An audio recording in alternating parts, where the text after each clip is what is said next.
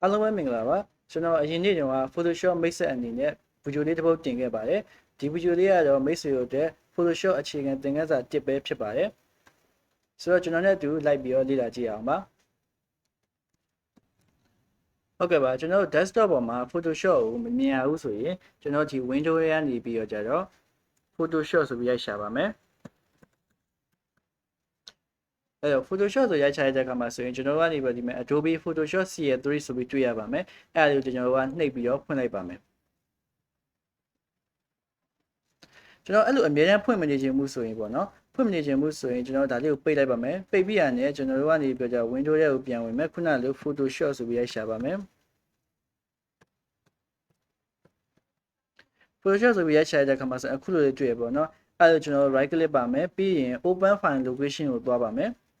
အဲ့လိုသွားရတဲ့အခါမှာဆိုရင်ကျွန်တော်တို့ဒီမှာပေါ့နော် Adobe Photoshop CS3 ဆိုပြီးကြတော့ဒီမှာ shortcut လေးတစ်ခုကိုတွေ့ရမှာဖြစ်တယ်အဲ့ဒါလေးပေါ်မှာကျွန်တော်တို့က right click ပါမယ် right click ပြီးရတဲ့ send to desktop ဆိုတာကိုပို့လိုက်ပါမယ်အဲ့တော့ send to desktop ဖြစ်သွားတဲ့အခါမှာဆိုရင်ကျွန်တော်ရဲ့ Photoshop လေးရဆိုရင် desktop ပေါ်မှာရောက်သွားပါပြီအဲ့ဒီတော့ကြောင့်မို့ခုနလိုရှာနေစရာမလိုတော့ဘူးပေါ့နော်ဒါကြောင့်ကျွန်တော် Photoshop လေးကိုဖွင့်လိုက်ပါမယ်ဟုတ်ပြီဖွင့်လိုက်တဲ့အခါမှာဆိုရင်အခုလို interface ကြီးကိုတွေ့ရတယ်ပေါ့နော်ဒီ interface ကိုကျွန်တော်က Photoshop မိတ်ဆက်မှာကျွန်တော်ရှင်းပြခဲ့ရပေါ့နော်အဲ့တော့ကျွန်တော် file နဲ့ဝင်လိုက်ပါမယ် file နဲ့ဝင်လိုက်တဲ့အခါမှာဆိုရင်အောက်မှာ new ရယ် open ရယ်ဆိုပြီးတွေ့ရပါလိမ့်မယ်အဲ့တော့ကျွန်တော် new ကိုတစ်ချက်နှိပ်ကြည့်ပါမယ်အဓိကကတော့ file ရဲ့အလုပ်ကတော့ကျွန်တော်ပုံတွေကိုဒီထဲကိုဒီ screen ထဲကိုထည့်ပြီးရပြီးရင်ဒီ screen ထဲမှာထည့်ထားတဲ့ file ပုံတွေကိုအပြင်ကိုထုတ်ပေးရပေါ့နော်အဲ့အလုပ်ကိုလုပ်ပါတယ်အဲ့ကြောင့်ကျွန်တော်ကနေ file ထဲကိုတစ်ချက်နှိပ်ပါမယ်ပြီးရင် new ကိုသွားပါမယ်အဲ့ new ကိုသွားတဲ့အခါမှာဆိုရင်ကျွန်တော်ကဒီမဲ့ photo site တွေကိုကျွန်တော်ရွေးချယ်လို့ရတယ်ပေါ့နော် default Photoshop site ဆိုရင်9လက်မ5လက်မဖြစ်ပါတယ်တဲ့ပြီးရင်ကြရင် US paper ဆိုရင်ဒီမဲ့ပေါ့နော် letter ရှိရ legal ရှိရပေါ့နော်နောက်ထပ်ကကြရင် international paper မှာဆိုရင် A6 to A4 လို့ပေါ့နော်မိတ်ဆွေတို့သိရဟာရေးပါပါတယ်ပြီးတဲ့အခါကျရင် photo မှာဆိုရင်လည်း2လက်မ3လက်မရှိရပြီးရင်4လက်မ6လက်မစရှိတဲ့ဖြစ်ပေါ့နော်အဲ့အမျိုးရှိပါတယ်ပြီးကြရင်ကျွန်တော်ကနေပြကြအဲ့ဒါကြီးကျွန်တော်စိတ်ကြိုက်ရွေးချယ်ပြီးသွားပြီဆိုရင်เนาะကျွန်တော် okay ပေးပါမယ်ဒါအပြင်ကျွန်တော်တို့ကနေပြီး custom ဆိုပြီးကြကျွန်တော်တို့ကနေပြီးတော့ကျွန်တော်တို့လိုချင်တဲ့ပုံ site ကိုရွေးချယ်ပေးလို့ရပါတယ်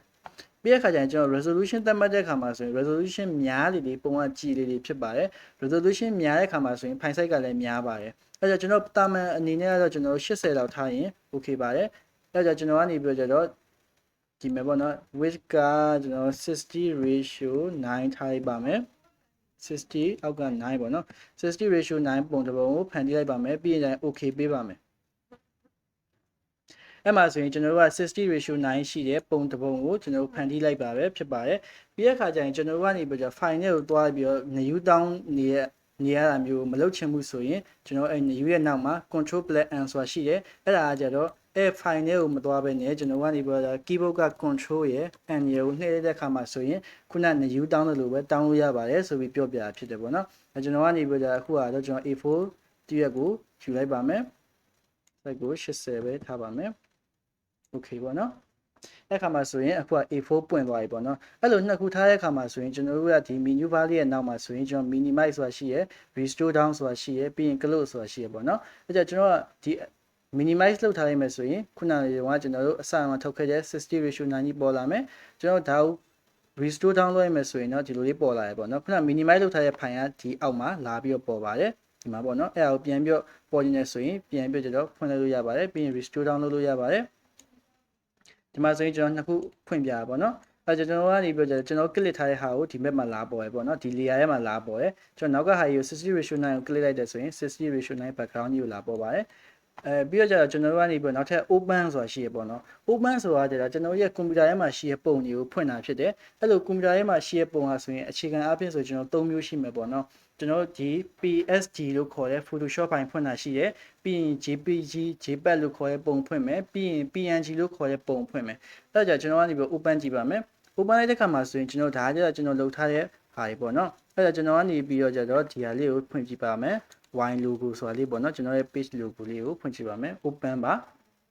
အဲ့တော့ကျွန်တော် page logo လေးကိုဖွင့်ကြည့်တဲ့အခါမှာဆိုရင်ဒီ page logo လေးထဲမှာကျွန်တော်လုပ်ထားတဲ့ဟာတွေပေါ့နော်အဲ့ဟာလေးကိုကျွန်တော်ဒီ layer ထဲမှာလာပေါ်ပါတယ် ကျွန်တော်ကနေပြောကြတော့ layer shade 3ကိုကျွန်တော်ကနေပြောကြတော့မျက်လုံးလေးအဖွင့်ပိတ်လုပ်ကြတဲ့ခါမှာဆိုရင်ခုနကျွန်တော်မပါတဲ့ဟာရပျောက်သွားတယ်ပြီးရင် layer 1ကိုလုပ်ကြတဲ့ခါမှာဆိုရင်အလဲကောင်3ကန်လေးပြီးရင်ကျွန်တော် shade 4ကိုဖွင့်ပိတ်လုပ်ကြတဲ့ခါမှာဆိုရင်အလဲကောင်ကဝိုင်းပေါ့နော်စဝိုင်းပုံစံလေးဖြစ်ပါတယ်ဆိုတော့ကျွန်တော် background ကိုပိတ်ကြတဲ့ခါမှာဆိုရင်နောက်ခံ background ကြီးကိုပျောက်သွားပါတယ်ဆိုတော့ပုံထဲမှာပါတဲ့ဟာတွေကိုကျွန်တော်ဒီ layer ထဲမှာလာပြီးကြည့်လို့ရတယ်ဆိုတော့ကျွန်တော်ဖွင့်ထားတာအခုဖွင့်ထားတာ3ခုဖွင့်ထားရပေါ့နော်အဲ့ဒါကိုမိတ်ဆွေတို့သိရပါမယ်ဆိုတော့ကျွန်တော် file ကိုတစ်ခါထပ်သွားပါမယ်ပြီးရင်ကျရင်ကျွန်တော် save ရနဲ့ save app ဆိုတာရှိရပေါ့နော် save ရနဲ့ဘယ်လိုရိုးရိုး save ရနဲ့ရိုးရိုး save ရဆိုတော့ဥမာပေါ့ဗျာကျွန်တော်ကနေပြောကြတော့ဒီ file လေးကိုကျွန်တော်ကနေပြောကြတော့ဒီ shape 2ကြီးကိုကျွန်တော်ဖြတ်ပလိုက်မယ် delete က okay ပေါ့နော်အဲ့လိုဖြတ်ပြတဲ့အခါမှာဆိုရင်ပါတဲ့ဟာလေးကဒီမဲ့ wine လေးပါမယ်3ကန်လေးပါမယ် wine လေးပါမယ်ပေါ့နော်အဲ့လိုလေးပါတယ်အဲ့ဒါကိုကျွန်တော်ကနေပြောကြတော့ဟို edit ထားတဲ့ဟာပေါ့နော်အဲ့တော့ကျွန်တော်ကနေပြောဒီတိုင်းပဲရိုးရိုးလေးပဲ save လိုက်မယ် save ပြကြဒါကြီးကိုပြန်ပိတ်လိုက်ပါမယ်ပိတ်ပြကြတော့ကျွန်တော်ကနေ file နဲ့ကိုသွားမယ် open ကနေပြီးခုန wine logo ပဲထပ်ရှာပါမယ်အဲ့လိုပေါ့နော်ဒီမှာဆိုရင်ကျွန်တော် edit ထားတဲ့ဟာတွေကိုအကုန်လုံးကိုပြန်ပြီးတော့တွေ့ရတယ်ပေါ့နော်အဲ့တော့ PSD file နဲ့ save လိုက်တဲ့အခါမှာဆိုရင်ကျွန်တော်တို့ရဲ့ပုံက PSD file နဲ့ save တဲ့အခါမှာဆိုရင်ကျွန်တော်တို့ရဲ့ပုံကကျွန်တော်တို့လိုချင်တဲ့အချိန်မှာကိုကြိုက်လို့ပြင်လို့ရတယ်အဲ့တော့ JPG တို့ PNG တို့နဲ့ဆေးလိုက်တဲ့အခါမှာဆိုရင်ကျွန်တော်ရဲ့ပုံကထွက်ပြီးသားဖြစ်သွားပြီဆိုရင်အဲ့ပုံကိုပြင်ဖို့ကတိတ်မလွယ်ဘူးတော့ဘူးအဲ့အတွက်ကြောင့်မို့ကျွန်တော်တို့က backup အနေနဲ့ပေါ့နော်ကျွန်တော်ကနေပြောကြ PSD file အနေနဲ့တက်တက်ကိုတင်ထားတာဖြစ်တယ်အဲ့တော့ကျွန်တော်ကနေပြောကြတော့ JPG နဲ့ PNG ကိုဘယ်လိုထုတ်မလဲကိုပြောပြပါမယ်အဲ့တော့ file နဲ့ကိုဝင်ပါမယ်ပြီးရင် CS ဆိုတာရှိရယ်ပြီးရင်ကျရင် CS ကိုနှိပ်လိုက်တဲ့အခါမှာဆိုရင်ကျွန်တော် wine logo ဆိုပြီးကျွန်တော်လာစိတ်မယ်ပေါ့နော်အဲ့တော့ကျွန်တော်ဒီ PC ပေါ်မှာစိတ်ပါမယ် file တွက်အနေနဲ့ကျွန်တော် JPG နဲ့အရင်စိတ်ပြမယ် JPG နဲ့စိတ်လိုက်မယ်စိတ်ပြီးရတယ်ကျွန်တော်ကနေပြောကြတော့စိတ်ကိုနှိပ်မယ်နော် JPG ဆိုပြီးဒီမဲ့ file format ကို JPG ရွေးပါတယ်ပြီးရင်ကျရင်ကျွန်တော်စိတ်ပါမယ် another location okay desktop မှာစိတ်မယ် okay ပါနော် sorry ပါကျွန်တော် desktop မှာစိတ်ပါမယ်ပြီးရင်ကျရင်ကျွန်တော်စိတ်ကိုနှိပ်လိုက်ပါမယ်okay ပေါ့နော်အဲ့မှာဆိုရင်ကျွန်တော် okay ထပ်ပေးပါမယ်အဲ့လိုပေးရတဲ့အခါမှာဆိုရင်ကျွန်တော်အဲ့ wine logo ဆိုတဲ့ဟာလေးကဒီမဲ့ကျွန်တော် PC ပေါ်မှာရောက်လာပြီပေါ့နော် desktop ပေါ်မှာရောက်လာပြီအဲ့လိုဖွင့်ကြည့်လိုက်တဲ့အခါမှာဆိုရင်ကျွန်တော်ရဲ့ wine logo ဆိုတဲ့ဟာလေးက PNG အနေနဲ့လာစေရပဲဖြစ်ပါတယ်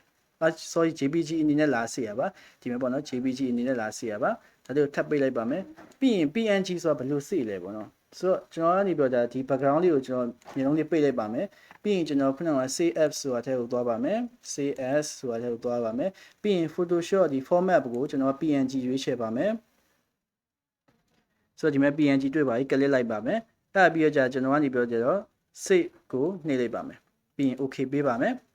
အဲ့ကြကျွန်တော်ကနေပြော PNG အနေနဲ့ကျွန်တော်တို့ sorry ကျွန်တော် tab ပြန်စေပါမယ်ကျွန်တော် location မှာလာခဲ့နေတူတယ်အဲ့တော့ CS ကိုသွားပါမယ်ပြီးရင်ကျွန်တော်ကနေပြောကြတော့အဲ့ဒါကို PNG အနေနဲ့ရွေးပါမယ်ပြီးရင် desktop ကိုရွေးပါမယ်ဟုတ်ပြီနော်အဲ့ကြောင့် save ကိုနှိပ်လိုက်ပါမယ်ပြီးရင် okay ပါအဲ့ကြောင့်ကျွန်တော်ကနေပါ desktop ပေါ်မှာအခု wine logo ဆိုရတဲ့တစ်ခုထပ်ရောက်လာရပေါ့နော်ထပ်ရောက်လာကျွန်တော်ဖွင့်ကြည့်လိုက်ပါမယ်အဲ့မှာဆိုရင်ခုနကဖွင့်ခဲ့တဲ့ wine logo ရဲ့နောက်မှာဆိုရင်နောက်ခံအဖြူကြီးပါရပေါ့နော်ဒီမှာကျတော့နောက်ခံအဖြူကြီးပါမလာခဲ့ဘူးအဲ့ဒါကကျတော့ဘာနဲ့စိတ်ထားလို့လဲဆိုရင် PNG နဲ့စိတ်ထားတဲ့အတွက်ကြောင့်နောက်ခံကြီးပါမလာဘူး PNG ရဲ့အဓိပ္ပာယ်ကကျတော့ image without background သူက background မှာပါတဲ့ပုံကိုသူက PNG လို့ခေါ်တာဟုတ်အဲ့အတွက်ကြောင့်မို့သူကနောက်မှာ background ကြီးပါမလာခဲ့ဘူးအဲ့ဆိုရင် PNG နဲ့ JPG ရဲ့ channel ချက်ကိုမိတ်ဆွေနားလည်မယ်ထင်တယ်အဲ့တော့ကျွန်တော်ကနေပြီးတော့ဒီမှာ background ကြီးကိုကျွန်တော်ပိတ်ထားခဲ့ရနော်ဒါပေမဲ့ကျွန်တော်ခုနလို JPG နဲ့ထပ်စေးပြပါမယ်အဲ့တော့ကျွန်တော် CS ကိုရွေးပါမယ်ပြီးရင် desktop ထဲမှာကျွန်တော်ကနေပြီး save မှာဖြစ်တယ်ပြီးတဲ့အခါကျရင် format ကဘာလဲဆိုကြ JPG ဖြစ်ပါတယ်ပြီးရင်ကျရင်ကျွန်တော်ကနေပြီး save ထည့်လိုက်ပါမယ်ဒါ replace it တဲ့ဆိုတော့နာမည်ပြောင်းလိုက်မှာပေါ့နော် no ပေါ့နော်ဒါကြီးပါကျွန်တော်နာမည်ပြောင်းပါမယ် logo 2ပေါ့နော်အဲ့ဒါကိုနာမည်ပြောင်းလိုက်ပါမယ်ပြီးရင် save လိုက်ပါမယ် okay ပါအဲ့ကျွန်တော်ကနေပြောကြတော့ background ဖြောက်ထားတာတောင်မှကျွန်တော် JPG နဲ့ save လိုက်တဲ့အခါမှာဆိုရင်ဒီမှာ logo 2อ่ะဆိုရင်ကျွန်တော်နောက်ခံ background ကြီးပါနေတာပါအဲ့ကြတော့ JPG နဲ့ save ရဆိုရင်နောက်ခံ background ပါမယ် PNG နဲ့ save မယ်ဆိုရင်နောက်ခံ background မပါဘူးပေါ့နော်အဲ့ဒါကိုမိတ်ဆွေနားလည်ရမှာဖြစ်တယ်ဆိုတော့ကျွန်တော် save ပြတာကဒါ CS ထဲက save ရပေါ့နော်ပြီးကြရင် save for web and device ဆိုတာရှိရပေါ့နော်အဲ့ဒါနဲ့လည်းသွား save လို့ရပါတယ်အဲ့ဒါကိုတစ်ချက်နှိပ်လိုက်ပါမယ်နှိပ်ပြီးရတဲ့ကျွန်တော်တို့ကဒီမဲ့ preset မှာဆိုရင်မိတ်ဆွေက JPEG ပေါ့နော်JPG နဲ့ JPEG နဲ့အတူတူပါပဲပြီးတော့ PNG ဆိုတာ PNG ပေါ့နော်ခုန background မပါတဲ့ image ကိုပြောတာအဲ့ဒါမိတ်ဆွေကကျွန်တော် PNG ရွေးထားတဲ့အတွက်ကြောင့်မလို့သူက background ကြီးပါနေရယ် PNG မရွေးဘဲနဲ့JPG မရွေးဘဲနဲ့ PNG ရွေးလိုက်မယ်ဆိုရင်တော့ background ညမပါတော့ဘူးအဲ့ဒါဆိုရင်ကျွန်တော် save ကိုနှိပ်လိုက်မယ်နှိပ်ပြီးရင်ကျွန်တော် save ခြင်းတဲ့နေရာပေါ့နော် desktop ပေါ်မှာ save မယ်ပေါ့နော်အဲ့ဒါကျတော့3လို့ထားလိုက်ပါမယ် logo 3ဆိုပြီးထားလိုက်ပါမယ် save ပါမယ်ကျွန်တော် PNG နဲ့ save လိုက်တာဖြစ်ပါတယ်အဲ့ဒီကြောင့်မလို့ဒီ logo 3မှာဆိုရင်နောက်က background ကြီးမပါတော့ပါဘူးဆိုတော့ဒါဆိုရင်မိတ်ဆွေတို့နားလည်လောက်ပြီးထင်တယ်ဒီ file ရဲ့အလုပ်လုပ်ပုံကကျတော့ပုံကိုအသစ်ထည့်မယ်ပုံကိုစေ့မယ်စရှိတဲ့ဖြင့်အဲ့ဒါကိုအလုပ်လုပ်ပေးရပေါ့နော်အဓိကအလုပ်လုပ်ပေးရအဲ့ဒါကျွန်တော်ကနေပြီးဒီထဲမှာကျွန်တော်ထည့်ထားတာဘယ်နှပုံလဲဆိုတော့3ပုံပေါ့နော်ဒီမှာပုံ3ပုံထည့်ထားတယ်အဲ့ပုံ3ပုံကိုကျွန်တော်ကနေပြီးတော့အပေါ်ဆုံးမှာရောက်နေတဲ့ပုံကဒီပုံကြီးပေါ့နော်60:9ကိုကျွန်တော် file နဲ့ကိုသွားပြီး close ကိုနှိပ်တဲ့အခါမှာဆိုရင်အဲ့ဟာပုံကပိတ်သွားတယ်ပြင်ကြရင်ဒီနှစ်ပုံရှိတယ်အဲ့ဒါကိုကျွန်တော်ကနေပြီးတော့ close all ကိုနှိပ်လိုက်မယ်ဆိုရင်တော့ကျွန်တော်နှစ်ခုလုံးကပိတ်သွားပါလိမ့်မယ်ဟုတ်ကဲ့ပါဒါကတော့ file ရဲ့အလုပ်လုပ်ပုံပဲဖြစ်ပါတယ်ဟုတ်ကဲ့ပါဒီသင်ခန်းစာလေးကဒီလောက်ပါပဲကြည့်ရှုပေးရတဲ့အတွက်ကျေးဇူးအများကြီးတင်ပါတယ်နောက်နေ့မှာနောက်သင်ခန်းစာရင်းနဲ့အတူပြန်တွေ့ပါမယ်သင်ခန်းစာတွေကိုအမြဲကြည့်ရအောင်လို့လည်းကျွန်တော်ရဲ့ channel လေးကို subscribe လုပ်ထားပေးကြပါအောင်အားလုံးပဲအဆင်ပြေကြပါစေ See you guys